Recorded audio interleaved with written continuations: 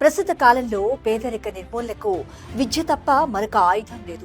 ఆ ఆయుధాన్ని సానపట్టి తెలంగాణ చిన్నారుల చేతికిచ్చి భవిష్యత్తు విజ్ఞాన గనులుగా మార్చేందుకు గౌరవ సీఎం శ్రీ రేవంత్ రెడ్డి గారు సంకల్పించారు.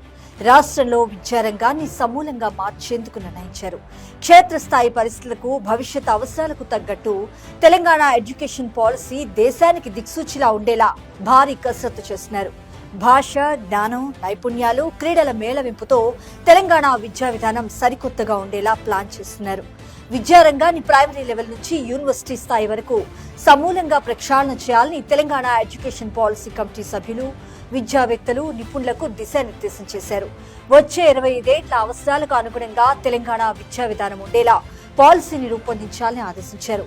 ఈ విద్యా విధానం కేవలం వ్యక్తులు లేదా ప్రభుత్వ ఉద్యోగుల కోసం కాకుండా నిరుపేదలకు లబ్ధి చేకూర్చేలా ఉండాలని సూచించారు. ప్రస్తుత విద్యా విధానంలో భాష ఉన్న వారి వద్ద జ్ఞానం లేదని, జ్ఞానం ఉన్న చోట భాష లేదని, ఈ రెండు ఉన్న వారి వద్ద నైపుణ్యాలు లేవని, ఈ మూడింటి మేళవింపుగా విద్యను అందించే లక్ష్యంతో ఎడ్యుకేషన్ పాలసీని రూపొందించాలని దిశానిర్దేశం చేశారు. బీసీ, ఎస్సీ, ఎస్టీ, మైనార్టీ గురుకులాల పేరుతో విద్యార్థులను వేరు చేయకుండా అందరినీ ఒకే చోట చదివించి విద్యలో సామాజిక న్యాయానికి బాటలు వేయాలని నిర్ణయించారు.